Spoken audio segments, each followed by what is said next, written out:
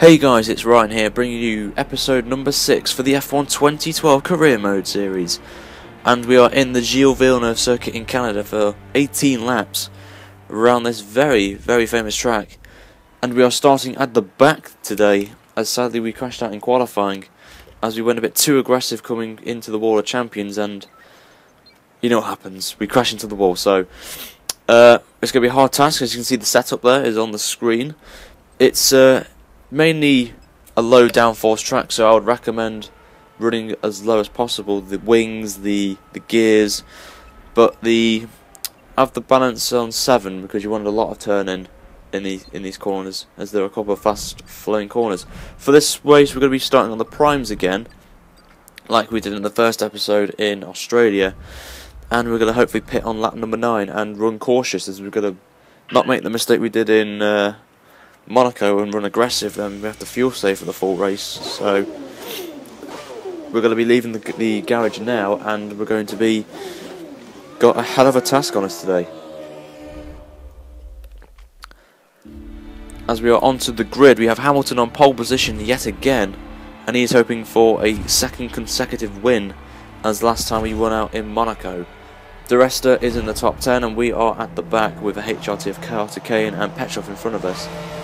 And if you notice very closely, the track is damp and it's bone dry, so we had a little bit of rain before the pre-race, so it's going to be interesting as we're off the grid and we get a really cool start. I have to say, we get side by side with Carter Kane, we get past him, and then the AI, who aren't that great in damp conditions, decide to brake a lot early than expected for us, so we got to take it easy and stay to the inside and get past Glock, Petrov, to name a few, and we're up to 20th, and we get past Kovalainen as well at this corner, as it is very difficult in this middle sector. But as you can see very closely, the dry line is emerging ever quickly, as the guys are very slow through this section here. And what you're about to see in a minute is we have a spinner, and it's Vern, as he lost it. I think he might have been tapped from behind from one of the AI cars. So yeah, you can see the dry line is emerging, but Senna is staying to the outside. Maldonado is as well, and they have to brake early as we cut both of them and take 14th place as we're coming towards the hairpin. There's a lot of action so far. We've gained 10 places already on the first lap, which is good to see, and we hopefully get past all the rest of them coming to the pit stop window phase. So as Grosjean makes a mistake, and Ricciardo does as well, we're going to use the rest of our curves here. We're going to go past Ricciardo around the outside of him, down this back straight, and look very closely at the mini-map, very closely, as the top 10 have pitted. Grosjean pits as well, Maldonado pits as well, Ricciardo pits, everyone's pitting, and we're staying out. It is the most oddest thing I've ever seen on F1 2012. It's a dry track, and everyone is in the pit lane bar us. It is very odd to have seen that. It was like my Apex Racing League racing in the same place.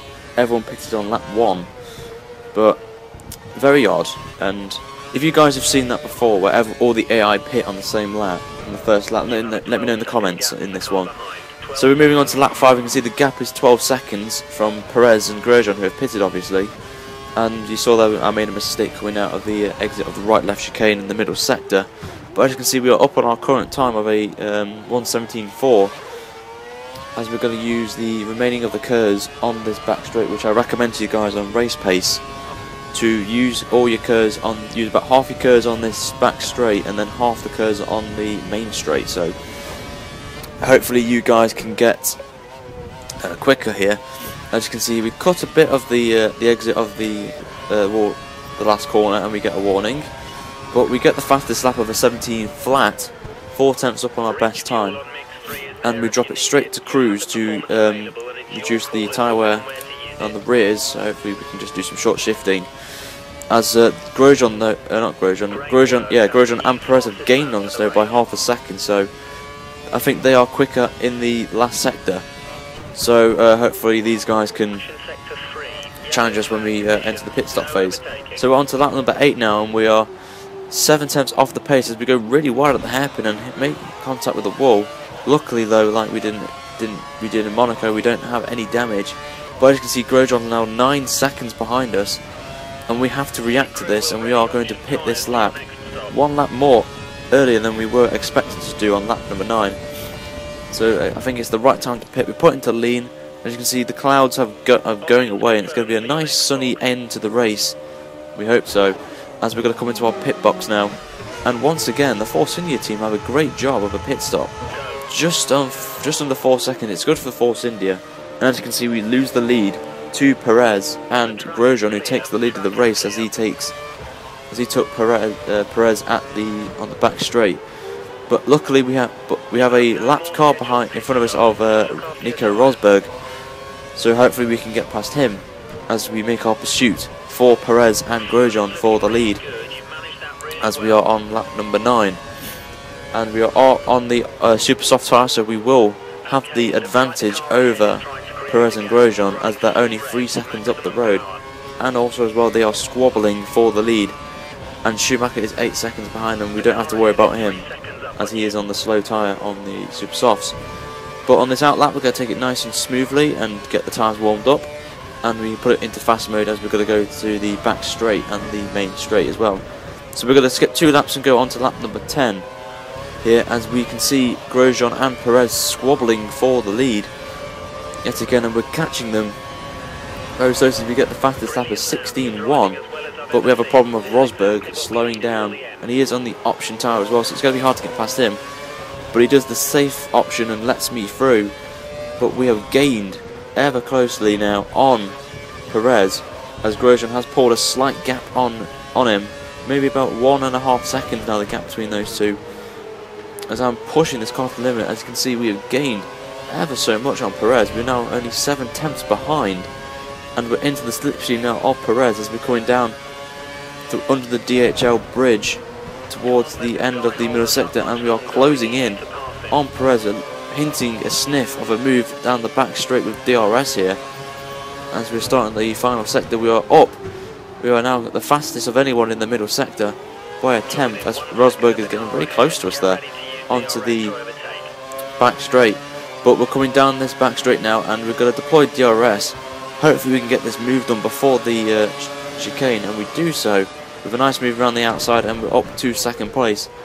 And now we are in pursuit of Romain Grosjean for the lead, and hopefully we can get past him here.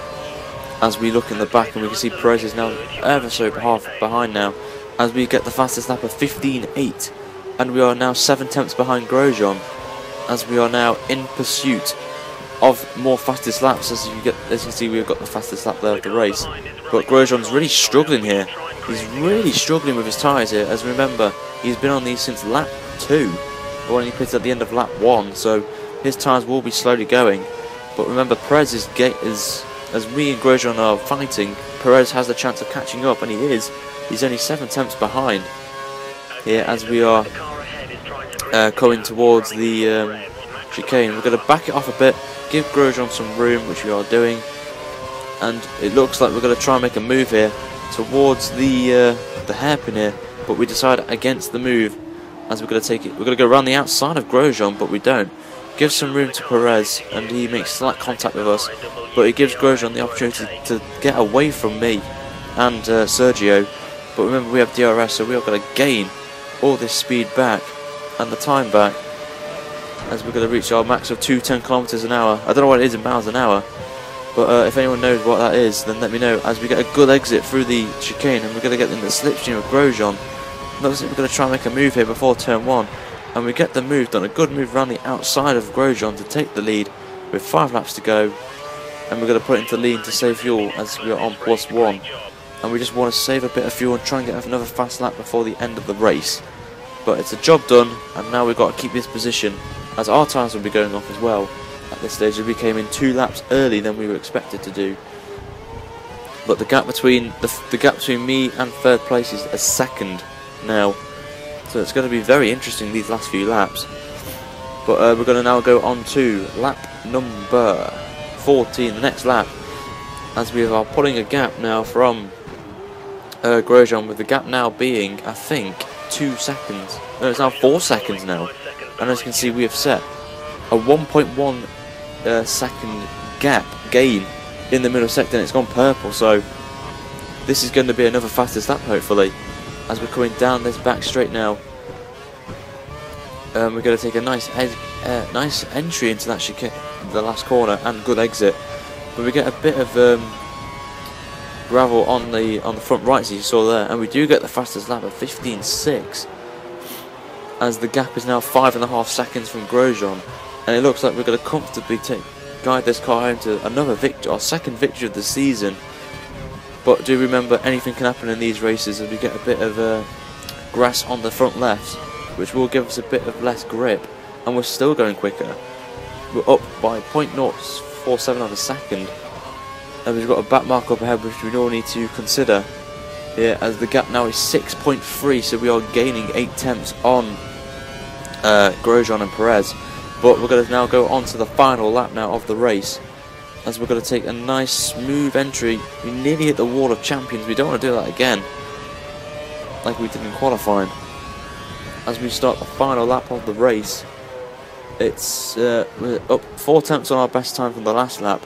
Grosjean's gained time on us by 2 tenths of a second, but it won't make any odds unless our fuel runs out or we crash into the wall. So we need to take this Force India car smoothly to the finish line now. As you saw, a little bit of a glitch there, as a tree decided to pop out of nowhere, and I'll put that in, as we're up 6 tenths on our last sector time, our previous lap. But we make a mistake, and we've got some gravel on the we've got some tyre rubber on our front right, so we're going to be struggling for the next few corners, so we have to get onto the racing line to get rid of them quickly.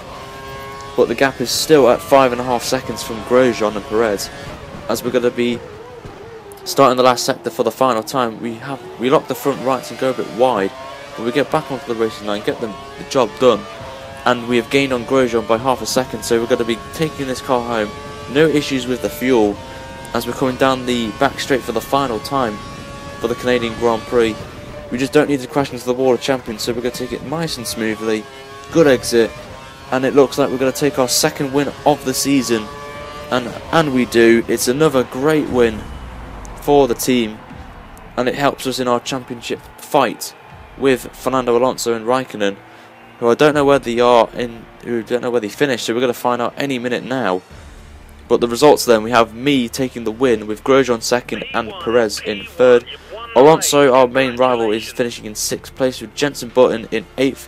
Raikkonen is outside the point, so he doesn't get anything.